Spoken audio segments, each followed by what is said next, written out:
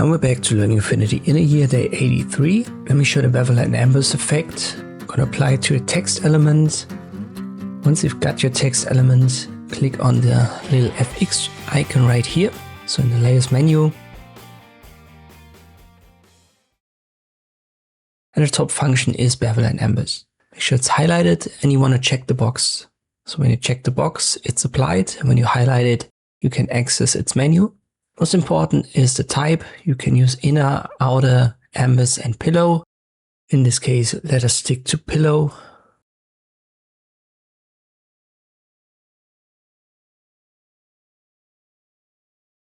The radius is the size and it's by default connected to the depth. So that's why it's grayed out. If you want to adjust the depth without the radius, uncheck right here the link icon. But usually you don't want that. You want both to have the same value. And we set that to 5 and then I recheck right here the link icon. The softer option is kind of like a blur.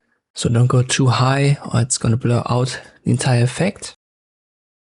Direction can be defined via azimuth and elevation, but it's easier to just use right here this wheel. And then you can adjust the highlight and the shadow individually. But for the most part, you want to have it black and white. With the opacity, you can adjust the intensity a little bit and keep the blending modes that are there by default.